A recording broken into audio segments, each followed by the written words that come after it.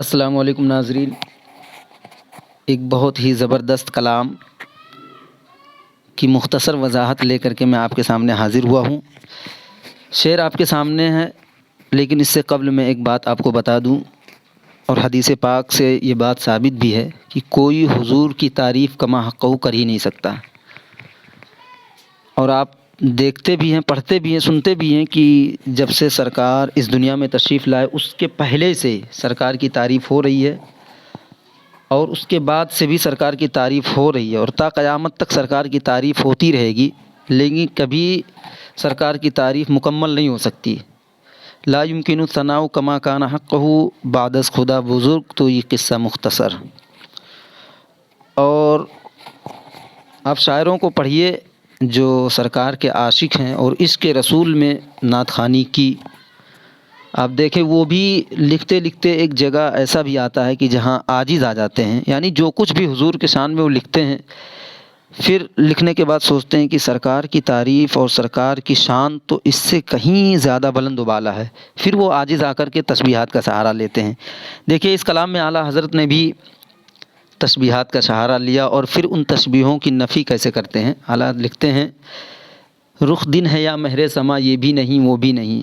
شب زلف یا مشک خطا یہ بھی نہیں وہ بھی نہیں۔ رخ کا مطلب ہوتا ہے چہرہ، مہر سما آسمان کا سورج، شب مانے رات، مشک خطا مطلب خالص کستوری، بہت زیادہ خوشبودار۔ اس کی مفہوم دیکھیے، مختصر مفہوم ہے، میں نے پہلے ہی بتا دیا، کیونکہ اعلیٰ حضرت کے کلام کی خوبی یہ ہے حضرات کہ اگر ایک ایک شعر کی کوئی تشریح لکھے تو ایک ایک شعر کی تشریح میں ایک ایک رسالہ تیار ہو جائے گا۔ کلام کی تو بات ہی الگ ہے، تو اسی لیے میں نے مختصر تشریح کی ہے۔ آپ دیکھیے انشاءاللہ اچھا لگے گا آپ کو۔ پہلے کلام کی تشریح کیا ہے، وضاحت دیکھیے، میں اپنے پیارے نبی کے چہرے کو دن کہوں یا آسمان کا سورج، لیکن سورج کو بھی روشنی محبوب خدا کے رخ والضحیٰ سے ملی ہے، اور دن کا اجالا بھی آقا صلی اللہ علیہ وسلم کے حسن کا جلوہ ہے، لہٰذا نہ یہ دن حضور کے چہرے جیسا ہو سکتا نہ وہ سورج، اور سرکار کی زلف عنبری کو رات کہا جائے یا خالص کستوری جو نہایت خوشبودار اور سیاہ ہوتی ہے، لیکن یہ بھی میرا خیال غلط ہے، کیونکہ رات کی تاریکی اور کستوری کی خوشبو بھی حضور کی زلفوں کا فیض ہے، اور مستفیض اور مفید ایک جیسے نہیں ہو سکتے۔ یہاں پر ہم نے حضرت حسان رضی اللہ تعالیٰ عنہ کے لکھے ہوئے اشعار کا اردو ترجمہ لکھا ہے۔ ایک صحابی رسول ہیں جو شاعر تھے، حضور کی بارگاہ میں ثنا خوانی کرتے تھے۔ آپ عرض کرتے ہیں، یا رسول اللہ، آپ کے نور سے ہی کائنات روشن ہوئی، اور اسی نور سے ہی دنیا میں ہدایت پھیلی، اور آپ کے چہرے انور سے اندھیری رات روشن ہو جاتی، یعنی آپ کا چہرہ اتنا خوبصورت تھا کہ اندھیری رات میں آپ چلتے تو اجالا پھیل جاتا تھا۔ دوسرا شعر دیکھیے، یہ شعر بہت زبردست ہے، اور اس میں بد مذہبوں کا رد بھی ہے اور اس کا جواب بھی ہے، اور سرکار کی تعریف کے بارے میں اعلیٰ حضرت کی جو حیرانگی ہے وہ بھی ہے۔ سرکار اعلیٰ لکھتے ہیں، ممکن میں یہ قدرت کہاں، واجب میں عبدیت کہاں، حیران ہوں یہ بھی ہے خطا، یہ بھی نہیں وہ بھی نہیں۔ اگر مفہوم دیکھیے اس کی، اگر انہیں ممکن یعنی عام انسانوں کی طرح سمجھا جائے، اس شعر کو سمجھنے کی کوشش کیجئے گا، تمام ناظرین سے گزارش ہے، تو بہت کچھ ملے گا انشاءاللہ، ایک خزانہ ہے یہ شعر۔ اگر انہیں ممکن یعنی عام انسان کی طرح سمجھا جائے تو پھر ایک عام انسان میں یہ طاقت و قدرت کہاں ہے کہ وہ چاہے تو درختوں کو بلا لے، پتھروں سے کلمہ پڑھوا لے، ہاتھ کی انگلیوں سے پانی کے چشمے بہا دے۔ یہ قدرت ما و شما میں کہاں ہے، یعنی ہم تم میں نہیں ہے، مگر حضور صلی اللہ علیہ وسلم میں یقیناً ہے۔ جب یہ قدرت حضور میں ہے تو آپ ہمارے مثل بھی ہرگز نہیں ہیں۔ ہم جو ممکن یعنی مخلوق ہیں، ہم میں یہ قدرت کہاں ہے، تو پھر حضور کیا ہیں، یعنی ہم بھی ممکن ہیں، عام مخلوق ہیں، تو ہم میں یہ قدرت نہیں ہے، اور حضور انسانی شکل میں ہیں۔ یہاں رک کر کے بات سمجھ لیجئے، اور حضور میں یہ ساری چیزیں پائی جاتی ہیں، تو پھر حضور کیا ہیں، تو یہاں کیا خدا ہیں، معاذ اللہ، یہ بھی نہیں۔ اس لیے کہ اگر آپ کو واجب یعنی خدا مانا جائے، واجب الوجود صرف اللہ کی ذات ہے، تو آپ کو اگر خدا مانا جائے تو پھر خدا میں عبدیت کہاں ہے، کہ اپنے خالق کی عبادت کرے، اسے سجدے کرے اور اپنی عبودیت کا اظہار کرے، یہ بات تو شان حضور ہے، یعنی آپ ہی نے عبدیت کاملہ کا اظہار فرمایا، یعنی کہ حضور صلی اللہ علیہ وسلم نے اللہ کا بندہ ہونے کا مکمل اظہار کیا ہے، پورے طریقے سے جو ہے اللہ کی بندگی کی حضور نے۔ تو پھر حضور واجب الوجود بھی نہیں ہے، اور یہاں لکھا اور واجب الوجود میں تو عبدیت نہیں ہے،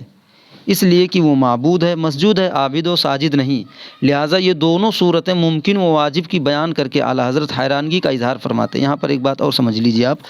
یعنی حضور صلی اللہ علیہ وسلم کو ممکن الوجود بھی کہا جائے تو یہ بھی بہتر نہیں ہے، کیونکہ ممکن الوجود کا مطلب ہوتا ہے اللہ کی مخلوق، عام بندے،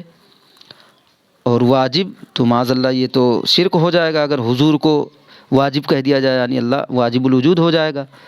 اور حضور نے ظاہر بھی کیا کہ ہاں وہ اللہ کے بندے ہیں، اور بندگی کا مکمل اظہار کیا حضور نے۔ یہاں پر اعلیٰ حضرت حیران ہیں کہ یا رسول اللہ جو آپ کی خوبیاں ہیں ان کو دیکھ کر کے آپ کو کہا کیا جائے، تو آپ کی حیرانگی کیا ہے؟ اعلیٰ حضرت کہتے ہیں حیران ہوں، یہ بھی ہے خطا، یہ بھی نہیں وہ بھی نہیں، یعنی ممکن بھی نہیں واجب بھی نہیں، تو پھر حضور کیا ہیں؟ اب اس کا جواب اعلیٰ حضرت دوسرے شعر میں دے رہے ہیں، اس کے اگلے والے شعر میں لکھتے ہیں حق یہ کہ ہیں عبد الہ اور عالم امکا کے شاہ، برزخ ہیں وہ سر خدا، یہ بھی نہیں وہ بھی نہیں، کیا ہی ایمان افروز اور کفر سوز فیصلہ ہے۔ یعنی حق تو یہ ہے کہ حضور اللہ کے بندے ہیں اور ساری کائنات کے بادشاہ ہیں، خالق و مخلوق کے درمیان ایک امر فاصل ہیں، ادھر اللہ سے واصل ادھر مخلوق میں شامل، ایک ہاتھ خدا کے دست قدرت میں ہے اور دوسرا ہاتھ مخلوق کے ہاتھ میں، ادھر خدا سے لیتے ہیں ادھر خدائی میں بانٹتے ہیں، آپ نہ خدا ہیں نہ ہی اس سے جدا، خدا کی مخلوق ہیں مگر ساری مخلوق سے ممتاز اور ساری مخلوق کے حاکم و سلطان ہیں، یعنی اللہ اور اس کی مخلوق کے درمیان پردہ و رابطہ ہونے کے ساتھ ساتھ اللہ کا خصوصی راز ہیں، آپ کی رفعت و عظمت اور آپ کی حیثیت کو خدا ہی جانے،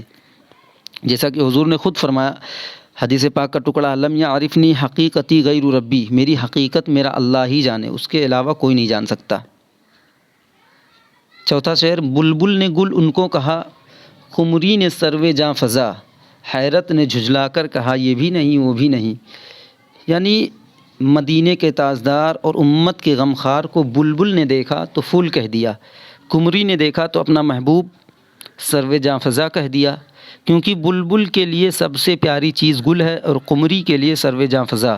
یعنی روح کو تازگی دینے والا صنوبر کا خوبصورت درخت۔ حیرت نے دونوں کو ڈانٹ کر کہا یہ بھی نہیں وہ بھی نہیں، خبردار جو محبوب خدا کو پھول یا صنوبر کہا، کیونکہ تم سب کے محبوب یعنی گل اور قمری، ان دونوں کے جو محبوب ہیں یعنی پھول اور صنوبر، یہ سب محبوب خدا کے قدموں پہ قربان، وہ تو قادر مطلق کے عبد القادر ہیں اور وجہ تخلیق کائنات ہیں۔ پانچواں شعر خورشید تھا کس زور پہ کیا بڑھ کے چمکا تھا قمر، بے پردہ جب وہ رخ ہوا یہ بھی نہیں وہ بھی نہیں، یعنی سورج اپنی، سب سے پہلے ایک بات سمجھ لیجئے کہ جس دن صحابہ کرام فرماتے ہیں جس دن حضور مدینہ شریف تشریف لائے اس دن سورج میں جو چمک اور نور تھی ویسا چمک ہم نے زندگی میں کبھی نہیں دیکھا، صحابہ کرام فرماتے ہیں، اور جس دن حضور کا انتقال ہوا وصال ہوا ظاہری طور دنیا سے، اس دن سورج نکلا تھا لیکن اس سورج میں کوئی نور نہیں تھا، کوئی چمک نورانیت نہیں تھی، اس سے زیادہ ایسا دن یعنی اتنا جو ہے بے چین اور بے سکون دن ہم نے زندگی میں کبھی نہیں دیکھا، یعنی سورج نکلا ہو اور اس میں چمک ہی نہ ہو، نور ہی نہ ہو، تو ایسا منحوس دن ہم نے زندگی میں کبھی نہیں دیکھا۔ دیکھیے اعلیٰ حضرت کیا لکھتے ہیں خورشید تھا کس زور پہ کیا بڑھ کے چمکا تھا قمر، بے پردہ جب وہ رخ ہوا یہ بھی نہیں وہ بھی نہیں، یعنی جب سرکار موجود تھے تو سورج کی چمک بھی خوب تھی اور چاند بھی خوب حضور کے چہرے کو دیکھ دیکھ کر کے مچلتا تھا اور اس کی چمک بھی بہت زیادہ تھی۔ اسلاف کرام فرماتے ہیں کہ یہ چاند جو اب 14ویں کی طرح چمکتا ہے وہ سرکار کے زمانے میں عام دنوں میں اس کی روشنی جو آج ہمارے ہاں 14ویں چاند میں 14ویں کی رات میں جو چاند کی روشنی ہوتی ہے وہ روشنی چاند کے اندر حضور کے ظاہری زمانے میں عام دنوں میں پائی جاتی تھی، اتنا زیادہ وہ چمکتا تھا۔ دیکھیے مفہوم دیکھیے سورج اپنی پوری آب و تاب کے ساتھ طلوع ہوا اور سارے جہان کو روشن کر دیا۔ چاند اپنی تمام تر جلوہ سامانیوں کے ساتھ چمکا اور ساری دنیا کو بقعۂ نور بنا دیا، مگر جب رخ والضحیٰ سے نقاب اٹھا تو چاند کی چمک رہی نہ سورج کی دمک۔ دونوں نے شرمندہ ہو کر منہ چھپا لیا اور محبوب خدا کے حسن و جمال کے آگے اپنا سر تسلیم خم کر لیا۔ اعلیٰ حضرت دوسری جگہ فرماتے ہیں، تم مقابل تھے تو پہروں چاند بڑھتا نور کا، تم سے چھپ کر منہ نکل آیا ذرا سا نور کا، اب کہاں وہ تابشیں کیسا وہ تڑکا نور کا، مہر نے چھپ کر کیا خاصا ددلکا نور کا۔ چھٹا شعر، ڈر تھا کہ اسیاں کی سزا اب ہوگی یا روزے جزا، دی ان کی رحمت نے صدا یہ بھی نہیں وہ بھی نہیں۔ یہاں اعلیٰ حضرت سمجھا رہے ہیں ہمیں، اور ویسے تو اعلیٰ حضرت بہت بڑے ولی تھے، پوری زندگی مصطفیٰ جان رحمت صلی اللہ علیہ وسلم کی خدمت اور ان کے دین سے وفاداری اور اس پر پہرہ داری کرتے رہے، ظالموں سے مذہب اسلام کی حفاظت کرتے رہے۔ لیکن دیکھیے ہمیں جو سمجھا رہے ہیں، جو سبق دے رہے ہیں اعلیٰ حضرت، ان کی رحمت نے صدا یہ بھی نہیں وہ بھی نہیں، یعنی اعلیٰ حضرت کہہ رہے ہیں بہت ڈر لگ رہا تھا، اس قدر گناہ جمع ہو گئے، ان گناہوں کی سزا خدا جانے اس دنیا میں ملے گی یا قیامت کے دن۔ یہ اعلیٰ حضرت اپنے آپ کو کہہ رہے ہیں، ہم نہیں کہہ سکتے، کیونکہ ہماری نظر میں تو اعلیٰ حضرت بزرگ تھے، ولی کامل تھے، وہ اپنے آپ کو کہہ رہے ہیں کہ میں اسی ڈر میں تھا کہ اللہ کی رحمت یعنی رحمت عالم صلی اللہ علیہ وسلم، جس سے مراد ہمارے حضور ہیں آقا صلی اللہ علیہ وسلم، ہماری پریشانی آقا صلی اللہ علیہ وسلم کو ہماری پریشانی گوارا نہ ہوئی اور آپ نے علی الاعلان فرما دیا، شفاعتی لأہل الکبائر من امتی، گھبراؤ نہیں، نہ یہاں سزا ہوگی نہ وہاں ہوگی۔ اور یہ شعر دیکھیے، کوئی ہے نازاں زہد پر یا حسن توبہ ہے سپر، یہاں ہے فقط تیری عطا یہ بھی نہیں وہ بھی نہیں۔ کوئی اپنی پرہیزگاری پہ ناز کر رہا ہے تو کسی کے لیے اس کی توبہ ڈھال بن گئی ہے۔ میرے پلے نہ تو عبادت کی پونجی ہے، نہ ہی مجھے اپنی توبہ پہ بھروسہ ہے، بس میں تو آپ کی رحمت و بخشش کے سہارے بیٹھا ہوا۔ یہاں بھی ایک چیز سبق ہے، اور اعلیٰ حضرت سکھا رہے ہیں، بتا رہے ہیں کہ نماز روزہ جو عبادات ہیں جو ہم پر فرض ہیں وہ تو ضروری ہے ہمارے لیے، لیکن ہمیں صرف اسی کے سہارے پہ نہیں رہنا، کیونکہ اگر ہم اس کے سہارے ہو گئے تو پھر یہیں پر ہمارے اندر ریا پیدا ہو سکتی ہے۔ یعنی اگر ہم یہ سوچ کے بیٹھ جائیں کہ ہاں ہم نمازوں کے بدلے جنت میں چلے جائیں گے تو یہ ریاکاری ہوگی، اور پھر سرکار سے وفاداری کا تقاضا بھی یہی ہے کہ ہم عبادت بھی کریں اور پھر سرکار یہ بھی یقین رکھیں، اور یہ بھی ہمارا ایمان اسی بات پر ہے کہ ہمیں اپنی نمازوں سے نہیں بلکہ سرکار کی شفاعت سے جنت ملے گی۔ اعلیٰ حضرت مادرزاد ولی تھے، اور نہ صرف ولی بلکہ ولی گر بھی تھے، جو بھی اعلیٰ حضرت کی بارگاہ میں آئے اعلیٰ حضرت نے ان کو ولی بھی بنا دیا۔ انہوں نے اپنے اوپر فقاہت کی چادر ڈال لی تھی، ورنہ بہت بڑے صوفی بھی تھے اعلیٰ حضرت۔ وہ ہمیں سکھا رہے ہیں، سنیوں کبھی گمان مت کرنا اپنی عبادتوں ریاضتوں پر، بلکہ ہم سرکار کی شفاعت سے جنت میں جائیں گے انشاءاللہ۔ 8واں شعر ہے، دن لہو میں کھونا تجھے، یہ جو لہو و لعب کے معنی میں ہے یعنی کھیل کود۔ دن لہو میں کھونا تجھے، شب صبح تک سونا تجھے، شرم نبی خوف خدا یہ بھی نہیں وہ بھی نہیں۔ اے غافل مسلمان، یعنی تنبیہ کر رہے ہیں اعلیٰ حضرت، تیرے دن کھیل کود میں گزرتے ہیں، تو راتیں یاد الہی سے غفلت میں سو کر گزار دیتا ہے، نہ تجھے خدا کا خوف ہے کہ آخر مر کر اس کی بارگاہ میں جانا ہے، اور نہ ہی تجھے اپنے نبی سے شرم و حیا آتی ہے کہ روز محشر ان کو بھی منہ دکھانا ہے۔ 9واں شعر، رزق خدا کھایا کیا، فرمان حق ٹالا کیا، شکر کرم ترسے سزا یہ بھی نہیں وہ بھی نہیں۔ اے بندے خدا، تو خدا تعالیٰ کا دیا ہوا رزق بھی کھاتا ہے، اس کے باوجود اس کے احکامات سے جان چھڑانے کی کوشش میں لگا رہتا ہے، نہ تیرے اندر اس کی نعمتوں کا شکر کرنے کا جذبہ پیدا ہو رہا ہے، اور نہ ہی تجھے اس کے عذاب کا خوف ہے۔ 10واں شعر، یہ آخری شعر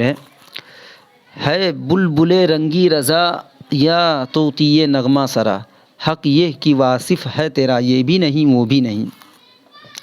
اعلیٰ حضرت کہتے ہیں، اے میرے آقا، آپ کے در کا گدا یعنی امام احمد رضا اپنے آپ کو بلبل رنگی مزاج کہے جو ہر وقت آپ کی نعت میں مست رہتا، یا طوطی نغمہ سرا کہے جو آپ کی شان اقدس میں ہر وقت رطب اللسان رہتا ہے، مگر میں ان دونوں میں سے کچھ بھی نہیں ہوں، میں تو بس آپ کا ادنا سا ثنا خواں ہوں، گویا یہ ثنا خوانی گر قبول ہے تو دونوں جہاں میں عز و شرف ہے۔ ناظرین سے گزارش ہے کہ میری ویڈیو کو زیادہ سے زیادہ شیئر کیجیے، سبسکرائب کیجیے، اور جو بھی غلطی آپ کو کہیں بھی نظر آئے رسم الخط میں یا تلفظ میں فوراً تنبیہ کی جائے۔ فقط السلام علیکم۔